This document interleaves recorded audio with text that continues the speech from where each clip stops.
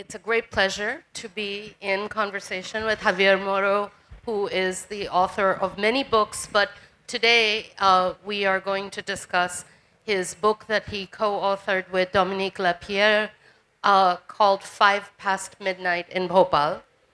But before we get to that moment, the night of 3rd December 1984, which saw one of the greatest industrial disasters in the world, and of course in India, I want to sort of go back to the beginning and begin by finding out how this Spanish writer came to India, because as we were discussing, since the late 15th century, 1494 to be precise, there was a treaty called the Treaty of Tordesillas, which was a treaty in which the Pope, the Pope just split the world, drew a line, and said the Spanish go westward and the Portuguese go eastward. Of course, they were looking for a route to India.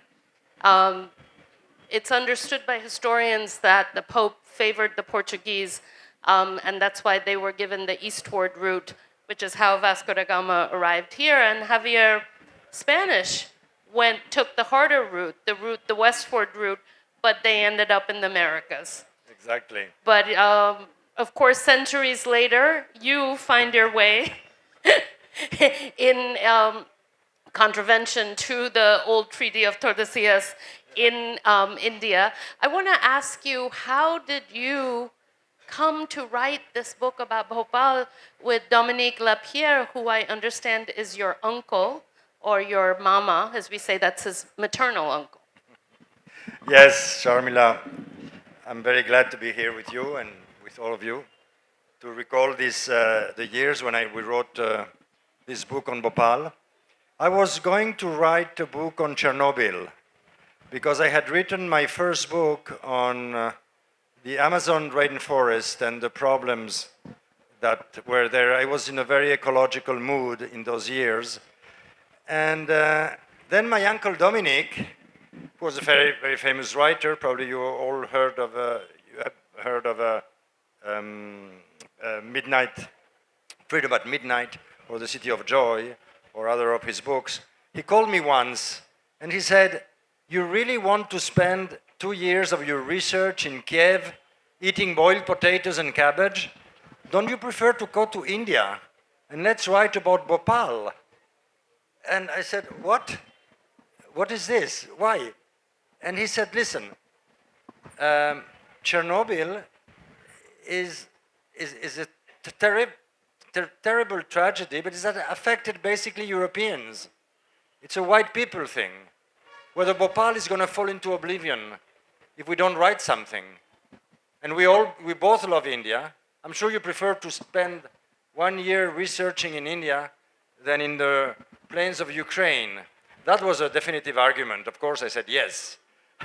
No matter what, I'd rather go to India and spend my next 2 years writing a book with you. And he was a very generous offer from him because I was not at his level at all. I was a beginning, I had published 4 books already, but I was not Dominique Lapierre, and he offered me, a co-pilot seat in this project. So there I go, and I arrive in Bhopal in 1999, and I fell in love not only with Bhopal, but with India. I spent 7 months there, and I interviewed all society, from the bottom up to the royal family. I befriended lots of people, and it was the beginning of an adventure that I will never forget, because I think it's really the best book we've written, both his and mine, because it was an endeavor that it was almost impossible to match that challenge. How do you make a palatable story out of a tragedy where everybody knew the ending? How you make that a sexy reading? That was the first big challenge. The second big challenge was, how are we going to understand what happened if we have no clue of how a chemical factory works? I mean, neither Dominic nor myself are scientific at all, with more of the literary side. So we had no clue about how the basics of a chemical factory. So we had to learn that also. And the third obstacle, and that was one of the biggest one, was that Union Carbide didn't want at all that we write a book on the tragedy. So we had no help, and not only no help, but opposition from the company that was responsible for the gas tragedy.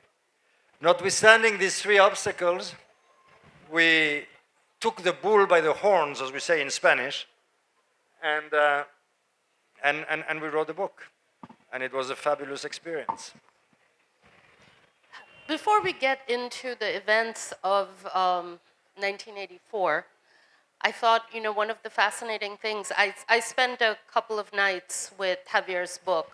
KLF had sent me the PDF, and it was a gripping read. It really was. I'm old enough to, of course, remember when the Bhopal disaster took place, but reading it in your book was amazing. But I have to say, their book begins with, first there are all these pages, and I'm learning about these amazing insects and little animals that eat plants and affect crops. And I don't understand. I was reading this a few days ago when I was in Delhi, and I thought, why am I reading this? And then suddenly I'm reading about a Swiss chemist who has invented a kind of chemical that kills mosquitoes, which helps World War I soldiers avoid malaria. This chemist went on to get the Nobel Prize. The chemical he had invented, by the way, is known today as DDT. DDT originally was used as a malaria deterrent during World War I. And then, of course, it's introduced into agriculture. First, people are excited, as I learned from you, but then everyone learns about the effects of DDT. Now I understand what you and your co-author Dominique were doing. They were setting the stage for the reader to understand. I mean, this is such an amazing way to tell the story of Bhopal, of what carbide, as Union Carbide is known, right? Yes. What carbide was doing. So I'm going to ask you a scientific question. Don't worry. I know you learned this. Tell us what MIC and 7 is. Well, 7 was the response to DDT. DDT was the first big-time insecticide, pesticide, that was used massively until they discovered that it was extremely harmful for people. It causes endocrine disruption, it's carcinogenic, it had all the sins that you can imagine. So the science and the chemical industry had to find an alternative to DDT. And here's what 7 comes into place. 7 was a pesticide that was very dangerous to produce, but harmless to humans. It was an invention that revolutionized the farmer's life all over the world. And of course, carbide has its eye on India as one of the biggest agricultural countries in the world. How fabulous would it be that Indian peasants could profit from this cheap pesticide that, contrary to DDT, is harmless. And here comes the idea of opening a factory in the heart of India. Bhopal was a sleepy town of Muslim heritage that had been governed by women in burqa, yet they were extremely open-minded because the first shops for women were open in Bhopal. It was compulsory going to school for girls in Bhopal. It was a fabulous little country and very beautiful, constructed around 2 lakes just in the middle of India geographically. But because it was in the middle of India, it was also a railway junction that relied Bhopal to everywhere in India. So it was a strategic location. And the government wanted to industrialize Bhopal. And that's where they found the best possible partners in Union Carbide, the chemical multinational, who decided to open its factory in Bhopal. And there comes the construction of this huge, massive factory to build Sevin, the insecticide that was going to help the poor peasants of India. And this is the beginning of a dream. It was a dream of really bringing progress to India, of helping the Indian countrymen. It was a dream of contributing to the industrialization of India. And there were many dreams into that project. The only problem is that those dreams turned into the most awful nightmare. And that's what we told in the book. An accident like this doesn't have one single cause. It's a multiplicity of causes. And this multiplicity of causes is what it took a while for us to understand how this fabulous dream became this terrible reality of the gas leak in the 3rd of December of 1984. So this dream, it's a wonderful way of putting it. I learned this from your book, that I came to this book expecting to find very black and white, very clear good guys and bad guys, good ideas and bad ideas, right? Evil multinationals and victims, in India. But you tell the story in such a nuanced way to have us, and I hope you all got a sense of this, of what the dream of Seven was to help the Indian farmer. 1984, by the way, for those of you who are too young to remember, I just want to tell you it was, if the Seven was a dream, 1984 was Annus Horribilis, or the horrible year for India. At the end of October, Mrs. Gandhi was assassinated, and about a month later, this Bhopal disaster strikes, right? So it was a year, for those of you for whom this might be history, it's a little odd talking about this book with you, Javier, because it's sort of, for me, it's still current event.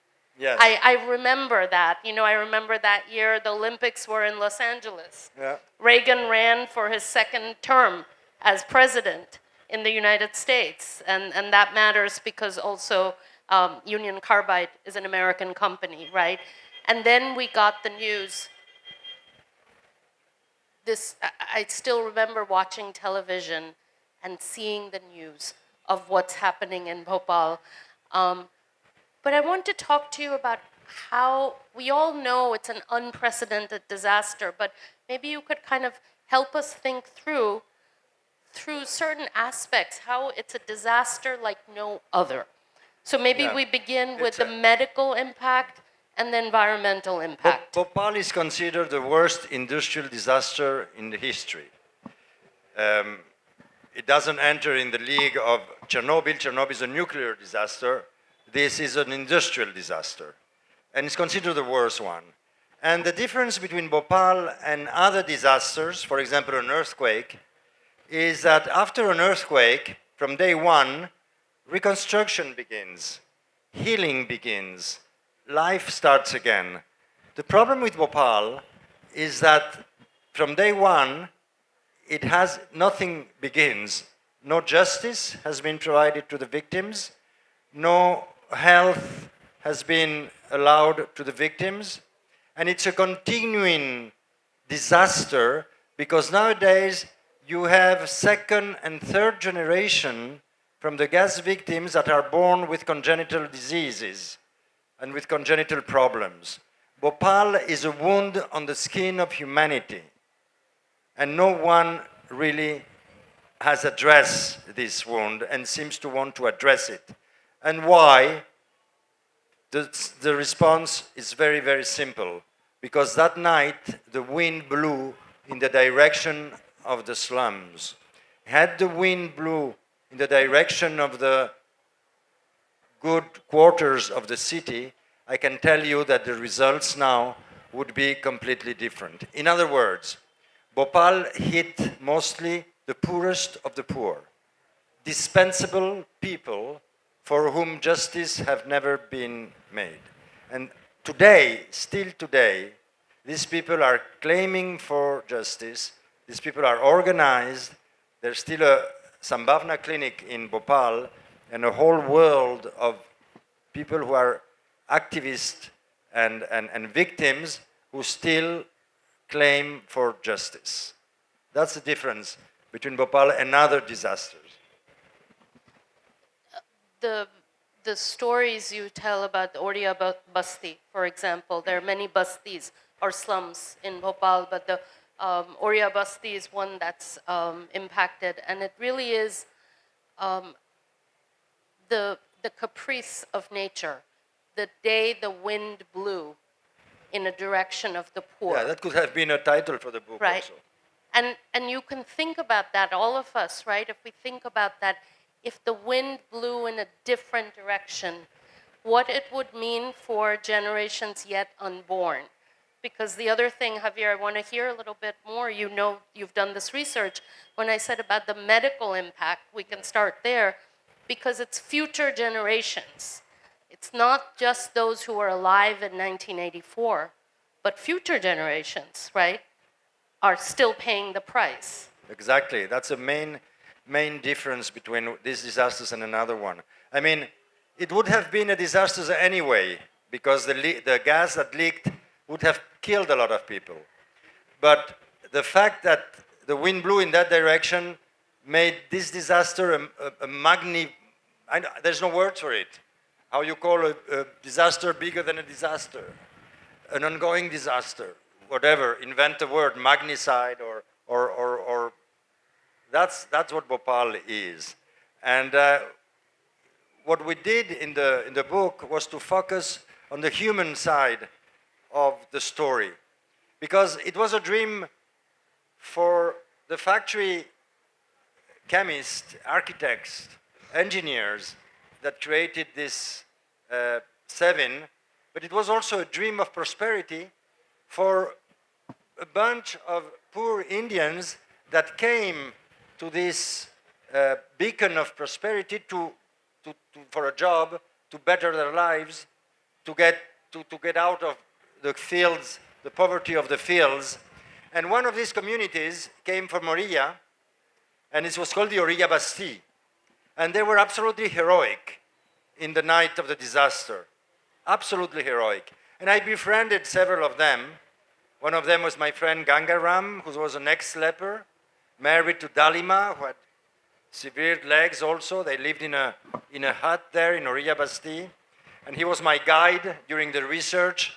And I wanted to know how was life in those bastis, you know, to be able to describe the noises, the smells, what you see in the morning, how is life there. So they invited me to spend a night in very, very small hovel there.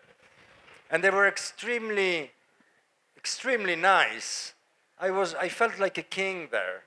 Really, they heard that, you know, we Westerners didn't like very, very spicy food, so they managed to cook for me a non-spicy food in their very little space there. But they had a very old black and white TV. Of course, the electricity was stolen from the main pole.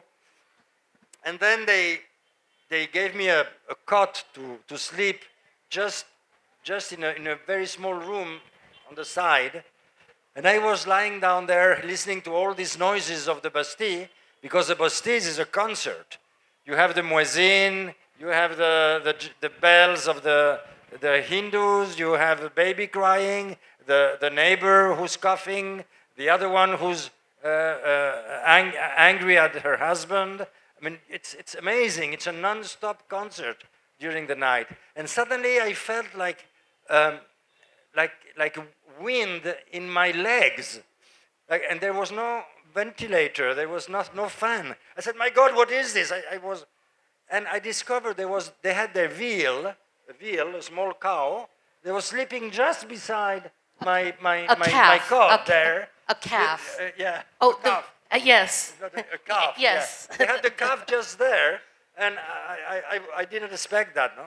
So that was my night at the Orilla Bastille, and then I spent many days with them to recreate their life, to recreate their dreams, to recreate the movements that led to the tragedy and how they acted in an absolutely heroic way. Because it's true that it's a story, we didn't want to fall into the bad guys, good guys story about the bad US multinational who comes to exploit poor peoples, because that's very simplistic and it doesn't reflect the truth and the complexity of the matter. No?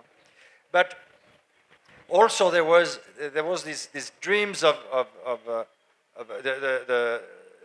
the building of the factory became suddenly totally surrounded by hovels, by these people who came to get a share of their dream of a better India. And soon, wearing the uniform of Union Carbide was the ultimate motive for pride, you know, even much better than working for the government, which was a dream at that time of all Indians. I don't know if that has changed now. Hopefully it has. But at that time, the dream was to work for the government. But then, working for Union Carbide, that was... And for the Americans, they fell in love with this culture of this Hindu culture. For example, I remember Warren Woomer, the CEO of Carbide, telling me how they celebrated Vishvakarma in the factory, putting garlands in the machinery, a whole day of feast and holiday, and this blended well together, except for a point that was important to explain the tragedy. There was a cultural gap. You had to teach these Indian employees to disrespect hierarchy in order to protect safety. Which means that they were told, if you see anything in the plant and you think it is not proper, don't hesitate and tell your superior. But that's not in the Indian psyche, or at least was, in the Indian psyche of this, mostly in central India, where you respect hierarchy and you don't challenge hierarchy. So that was a problem that was pinpointed at the beginning. And as I will tell you later, that also showed in the higher echelon of the UCLA, the managing plant, not only the workers level, but at the managing level. Yeah, I want to hear about the sort of the cultural aspect of what might have, again, there's, from what I understand from the book, there's no one factor, there's multiple factors that sort of, creates the perfect storm. Exactly. That leads to the events of the night of December 3rd.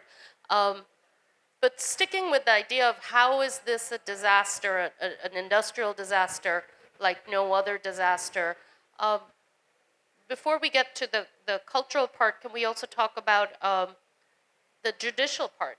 Yeah. What happened? Was anybody held accountable? What happened to Union Carbide? The chairman of Union Carbide, how did the Indian state respond? Well, to understand it in a very simple way, although it's more complicated than that, that factory was owned by an Indian subsidiary called Union Carbide India Limited. It was 100% Indian capital, and the American Union Carbide. It was more 51, 49%. And this is sort of in keeping with a Yeah. lot of setup Exactly. of these multinationals in India, right? Exactly. It was keeping with the 51%, law. yeah. It was compulsory to do it like this, which means that the ultimate responsible for the accident were not only Union Carbide in America, but also the Indian part, also the Indian government.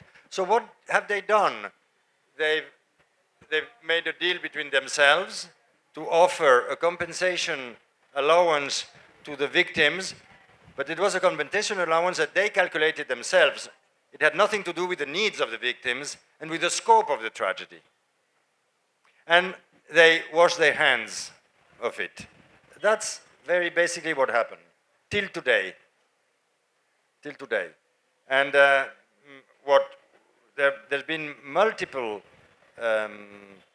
trips to the United States to try to get the judicial system of the United States to judge it, but they couldn't because it had to be judged in India. There was trials in India, but nobody, in fact, when justice is so slow, it is not justice anymore.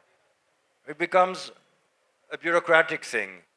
And justice has been very slow, and most of it hasn't really pinpointed the ultimate responsibility and have people pay for it. I don't think people have gone to jail for this. And there was responsibility. Of course there was responsibility. Because to explain to you in very simple terms what happened, they opened this factory. They start selling 7. It sells very well at the beginning. Then there is a drought in India. One of these huge droughts that were the dread of Indira Gandhi. Suddenly 1 million people die. And after this drought, the market shrinks. The factory starts losing money. The Americans retreat and leave the factory in the hands of UCIL, the Indian subsidiary. The UCIL management people tell the managing director of the plant, let's cut cost because we're losing money. And this is the beginning of the horror, because you cannot cut cost in a very sophisticated chemical plant without infringing on safety. It's like if you want to cut cost in an airline, you cannot cut cost in safety in an airline because you will get an accident. Or in any sophisticated system, a railway system, for example, and now we know in Spain we have had 3 accidents in the last 3 days because they have been cutting cost in maintaining the railway system. What happened there? They started cutting costs. And the easiest way is to jeopardize safety, because safety is expensive. And basically that led to the accident.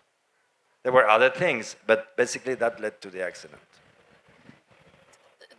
I mean, reading your book, I was reminded again and again of these factors, a drought that would lead to the market for pesticides to shrink, which would then lead to Union Carbide US to say, hey, this isn't a very profitable business anymore for us, we're going to move backwards. The drought on one hand, the direction the wind blew that night on the other hand.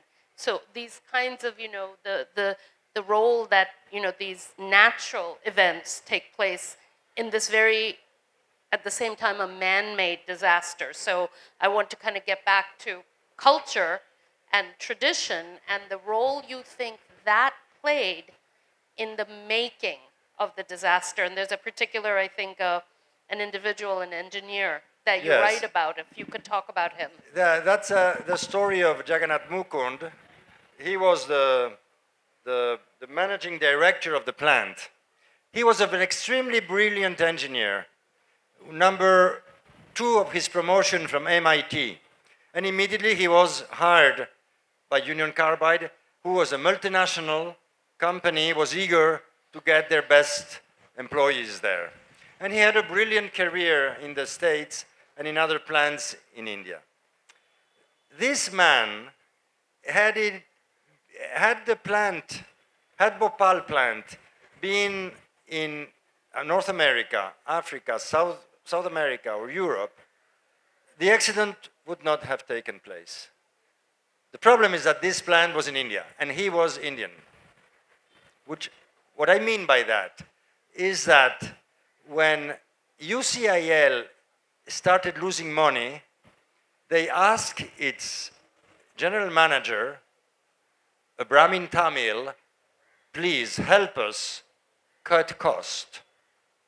And he forgot being an excellent engineer, and he reacted as a Tamil Brahmin who wants to be part of the bosses. I'm part of them. I'm one of them. And it's difficult to imagine that an engineer with such professionalism, which he demonstrated all along his career, a brilliant graduated from MIT, had played that game of cutting costs because the bosses needed his favor to cut costs, and he wanted to comply to the bosses. And he didn't follow the strict rules of the handbook of the factory, which number one thing was never leave a tank full of MIC idle. MIC is the substance, the gas that was used to produce Sevin, that pesticide.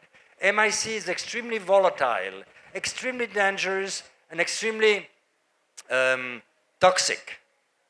And it reacts immediately. One drop of water can start a chain reaction, and it can end up in a disaster. And that's what happened. He left whole enormous tank of MIC idle one night in December, the night and the season of the marriages in India. The city was celebrating all over the place. It was cold. And then there were two workers that had their shift, and they said, okay, well, we're going to put some water there. They cleaned the floor, and a few drops of that water entered the tank, and the reaction started. And soon, 20 minutes later, a jet of gas was being expelled from the factory and inundating the city and creating a blanket of death and disaster that created somewhere between 35,000 and 70,000 dead, even though the numbers are very difficult to pinpoint. Affected 500,000 people in that city, which means 3 out of 4 people, and still today represents a problem for the survivors. That's in short terms the story. We have the laws of chemistry. For those of you who are trying to remember from your chemistry class, MIC stands for methyl isocyanate. You can look that up. Yeah. You can Google it and see how methyl isocyanate reacts with water and why it was so important for water not to enter that tank. So we have the laws of chemistry. We have the traditions, or you could say the rules of when Hindu marriages take place. We have seasons when there are marriages. Remember, this is the night of December 3rd, 1984. December, as you know, in many parts of India is wedding season. And there were weddings taking place, as you said. There were many. There are many, and this I want you to start. Take us into some of those wedding scenes. There are these amazing, you have 2 weddings that you discuss in the book, and a baby being born at the same time, right? I mean, this is a city where people are just living their lives, right? And you could have told the story in many ways. It could have been a kind of a story about, the legal aspect, or the story about the political, social aspect. But this is such a human and humane story, the way you have framed the narrative. If you can talk to us about some of the people that you interviewed, and tell us, did you use their real names? It's true that we didn't want, Dominique and myself, we didn't want to do a black and white story. But it's true that when an accident like this happens, it gets the best and the worst out of the people. For example, we've been sued by the chief of police of Madhya Pradesh because we describe in the book how the police reacted. And the police, they run for their lives because they were very poorly paid, and they were not gonna put their lives in jeopardy to save somebody because they had to save themselves and their family. So they run away. The chief of police didn't like that and sued us for years. Who were the real heroes of that night? The army. Because the army, you don't think, you just execute. You go and save lives. And the army went into the Bastilles and took the people that were there. The people who survived were the people, because it was a cold night, were the people who were under their gown, how do you say, their blankets, you know? Blankets, their because they didn't inhale. And the first ones to die were the kids or the short people because the gas tended to fall. So that's where there were more concentration of gas. Whether the tall people or the people who were standing up could survive or run for their lives. There was a full, detailed of how people could easily survive. And then there was the Hamidia Hospital, a huge hospital in Bhopal. They started receiving these corpses and nobody knew what was happening. What is this? Suddenly there are thousands and thousands of corpses. And I interviewed and became a very good friend of the forensic doctor of Hamidia Hospital, Dr. Satpathy. Dr. Satpathy was a poet in his spare time and a cultivator of roses. He had converted the last floor of Hamidia Hospital in a rose garden. He participated in all the more important world contest of cultivation of roses. He knew every rose in the world, and he knew every quality of every rose. Yet this man's life was taking care of the dead. And he used to tell me, death never lies. Death always tells the truth. You have to learn how to listen to death because it will tell you about the living. He had made statistics on why Hindu women had quadruple the rate of domestic accidents resulting in death in comparison to Muslim women or other communities' women, which made him think that there was not domestic death, but it was a case of gender violence, which is true, which ultimately, this was 25 years ago, it was the beginning. Now we all know that Dr. Satpathy was right. Well, Dr. Satpathy is at his job in Hamidia Hospital. He started receiving these corpses. He started doing the autopsy to see what happened. They had like blue blood, like cyanide blood. And it was the effect of the MIC in the organism. And then they bring a corpse, and it's his brother. And they bring another corpse, and it's his uncle. And they bring another corpse, and it's his niece. They were all in another wedding. And most of them died because the wedding took place quite close in the line of the factory. When Dr. Satpathy was telling me this, these are things that you cannot invent, because you would, as a writer, you would say, if I put that down, then no one is going to believe me. Yet that was a story of Dr. Satpathy.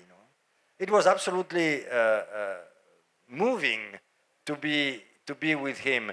But I remember the gentleness of this man, the sophistication of his thought, how he loved his job, his profession. He was a great man and a great friend. And he died 4 years ago. Ganga Ram died also 4 years ago. They're all dying, of course.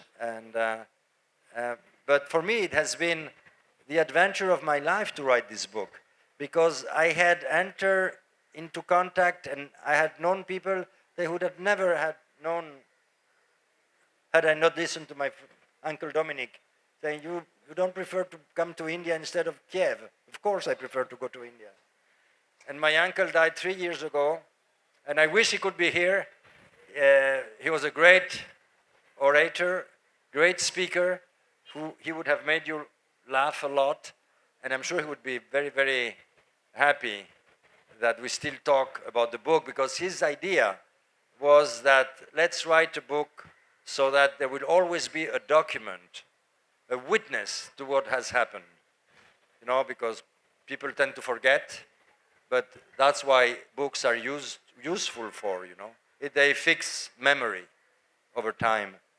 And the time you took, this is not a short book. This is not a book that could be replaced by a tweet or a Substack post or any of these things. You really have taken advantage of the long form prose.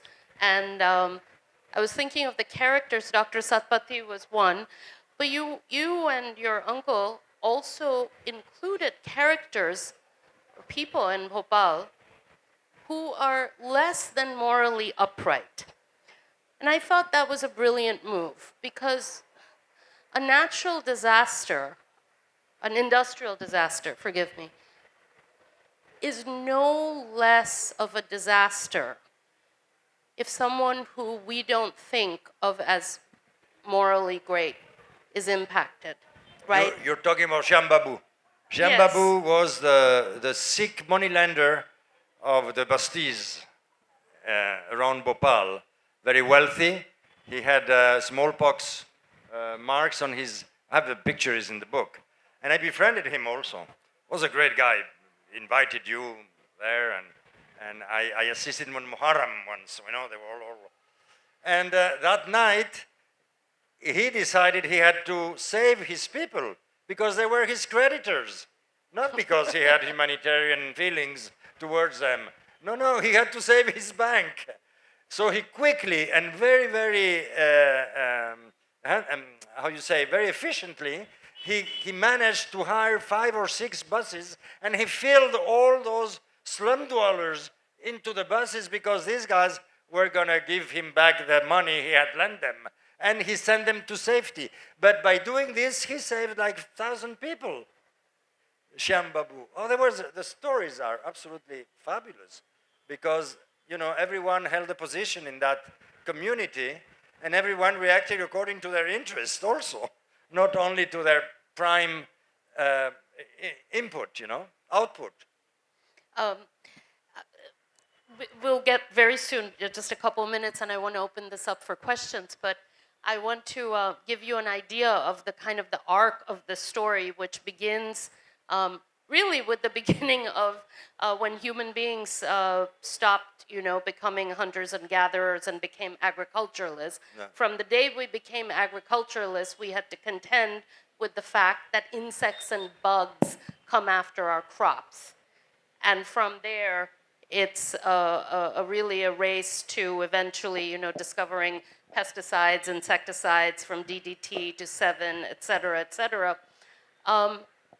The story also, there's a young woman, she begins as a young woman, Padmini. Who comes with her family to Uriya Basti. And at the end of this, she was one of the 2 weddings. I was reading this last night, and I really was wondering, oh my God, is she going to die? I thought, you know, this would be like one of those Bollywood movie type of things, but this is not a spoiler alert because this is still an amazing book. Padmini didn't die. Padmini and her husband, but she was brought to the morgue. Oh, yes. Because there were so many people that they didn't have time to check if everyone was really dead or not. And Padmini was near death. He looked like dead, so she was taken to the morgue. Except that a few hours later, she started moving. She was not dead. And she saved herself. She saved herself, yeah. That's another by-story of Bhopal. And all these characters had reacted. So it is true that the lower in society they are, the more generous they were in saving their peers. You give Padmini the epilogue, and it's a haunting epilogue, so I want you to tell them a little bit. I just want to set this up because, you know, the story of the Bhopal disaster is really, it's about the end of Union Carbide as we know it. But Padmini and her husband now have moved to a village. They've set up a little, you know, they're trying to do some very small scale farming. And one day a man comes. And a man comes. And what does he sell them? Like a man had come to the Padmini's grandfather selling sevin. Now there's a man that comes and he brings some seeds. And he says to the Padmini, we are giving you these seeds which have the ability to incorporate a pesticide, which means that when it will grow, the pest will not bite in them. The guy was a representative of Monsanto, that huge multinational, who was offering them these pouches full of seeds, but withholding a truth. He never told them that these seeds would not reproduce themselves. They would have to buy new seeds if they would like more plants, you know. They will be again wrapped up, coerced or kidnapped by, you know, a market of chemical products that's still there, and chemical products that we all need by another way, you know. That was such a haunting scene of the man who comes from Monsanto carrying, I think, black soybean seeds. And throughout your book, we see this kind of tension between science and progress. So pesticides, insecticides were intended to help farmers and increase crop yield and bring about the green revolution, all those things. And now, at the end of this, we see the rise of genetically modified seeds. Yeah. So, which is also intended to say, oh, you don't need pesticide. I've solved your problem, farmers, right? Yeah. So the end of this, of carbide, was the beginning of Monsanto here. And with that, we have almost 9 minutes, so we have good time for questions. I'm going to ask people to raise their hands, and we'll try to take 2 questions at a time so that we can get your questions, and Javier can be ready to answer. I just want to conclude with one thing. There's one only good thing that came out of the Bhopal gas tragedy, and it's that all chemical industry in the world straightened their safety measures. In that sense, it was the only good thing that came out of that tragedy. Yes. A quick question. You mentioned that the survivors and their family members have organized themselves to continue to fight for justice. Have you, in the process of writing the book, spoken to people who were in charge of justice at the various district court, high court, and there else, and also the politicians, local politicians who ought to have raised yes, in the issue? book. And just to complete the loop, is this not an international disaster requiring intervention at some judicial levels globally? It should, but it's impossible, because there is I don't remember the name, it's in Latin, it's sub judice, is that when something has to be judged in the country where it has happened. And that's where Americans have gotten that principle. It's a principle of justice, and it's universal. They've gotten to that not to accept any lawsuit in the States against Warren Anderson, who was the CEO at that time, you know, and they all escaped, you know, safely from them. Yes, I talked to people in the judiciary, but it was blocked from all sides. And the government in India is very powerful to block things and to slow process. So there was a trial against Mukund and some other engineers that were responsible for the running of the factory, but it took so many years, and I don't think they were never condemned to pay anything. I mean, it was simply not done. I mean, they got away with it.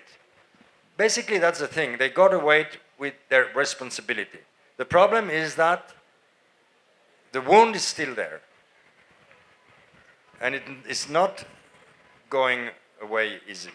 I think you said that Anderson's changed his residence, his Union Carbide wouldn't reveal where he lives, and Interpol had a warrant for Anderson that is still not been served to him to this date. So it's a lost cause, these people? It's a pretty much lost cause, yes. It's pretty much a lost cause. Sir, these Union Carbide owners were allowed to flee India very easily could this have been stopped with a right political will? And could the accountability be brought in right from that time? I didn't understand the second part of the question. So I'll restate that Union Carbide, Anderson came, he left within a few days. Could that have gone differently if there was political will? So he's asking a question. And There was no political will because the government was partner in that business, and the government was very much interested in solving the problem as quickly as possible. So there was no political will in making justice. There was political will in solving the problem of the government to get away with the government responsibility. That was the thing. The focus was in the government trying to clean itself. Oh, we are not responsible for this. That was a political will, but there was never a political will in helping the victims, and they had no leverage because they were very poor. I remember interviewing one guy from the slum. When he got his compensation money, there was some compensation money delivered to each of them, but much less than what they required. He had to pay a bakshish to the mailman, to get his letter, because he wasn't used to get letters. He was too poor to get mail. The day he gets mail, he has to pay for it. And that's, I painted in the book Arjun Singh, who was the political head, minister, chief minister of Madhya Pradesh at the time, and how he uses all this disaster for his political, to gain the elections. How he gives deeds of ownership to all these slum dwellers whom they were going to expel 3 months before, but now he was interested in getting their votes, and how he buys their votes by giving them rights of ownership to their hovels, in spite of all the, against the opinion of the urbanist and the city mayor and all that stuff, All that political utilization of the tragedy is also written in the book. First of all, I feel so much of gratitude to you for sparing your number of years time for coming to India and going through this problem. I have one or two questions. What was the responsibility fixed for this tragedy? And how, as I was listening, to my mind, it is all the exploitation of humanity. Either it is the exploitation of the poor, deprived people, or the exploitation by the politicians from time to time for various strategies which have happened in the world, either due to industrial disaster or deprivation of their rights, fundamental rights, and how this exploitation will come to an end in this civilized world. You're asking how exploitation can come to an end? Yeah, I don't think it will ever come to an end because it's part of human history. But science advances, and there are always two sides to science. Science is neutral. Men and morality should not be neutral. But now we know it with, for example, I don't know, a stupid example, the mobile phones and the use how harm it is becoming for kids and teenagers. Well, but it's also very useful for people who need it for their work and who have advanced a lot, So, progress comes with two sides always, all the time, and that's part of the history of mankind. And it's true that there has been exploitation since the first tribes were organized in a hierarchy to survive, and some of the individuals gave part of their responsibility to a leader. That's where exploitation starts. But also, since the beginning of the history, the man has fought against exploitation. And with also admirable battles that have been won. In some countries more, in other countries less. But, you know, it all goes hand in hand in history, which advances not in a linear way, but, you know, at, I don't know how you say that. Crab-wise. Yeah. So you mentioned that you did research among various stratas of society, from the lowest of the lowest to the royals. As a person who is white, who is doing this research amongst people who had experienced the tragedy, did you experience anger directed towards you? And if yes, how did you deal with it? She's saying that as you were doing the interviews with all strata of society, particularly probably those who are less privileged, how were they reacting to you as a white European man? Oh, very well. Did they ever feel any anger towards you? I never, ever felt anger. On the opposite. These people were waiting to tell their story. They were waiting for somebody to get interested in their lives of disaster and sickness that this tragedy one day struck on them. And I was received everywhere very, very warmly. I'm going to tell you a little story. At the beginning, as we didn't know how we could crack the story of the factory, finally I got a name. Somebody, an ex-employee from Union Carbide told me, you should speak to engineer Umesh Nanda. Try to find him. He's now working for, what is this big company, Indian huge manufacturing company? Wipro. He's working for Wipro. I think he's the head of a soap factory in Maharashtra. He knows a lot and he's willing to talk. So I take a train, then a second train, then a third train, then a bus, then a rickshaw, and I arrived in that village. The village was the soap factory and a few houses. And I get to the house of Umesh Nanda. He opens the door and he says to me, there is 25 years I'm waiting for you. And then he took me into his office and he opened these huge metallic cupboards that he had taken from the factory. He had taken all the documentation, waiting for the moment a journalist or a writer or whoever would find him to tell the real story of the tragedy. And I spent 3 days there. I lodged in the guest house of the soap factory. We became very good friends. He was a fabulous guy.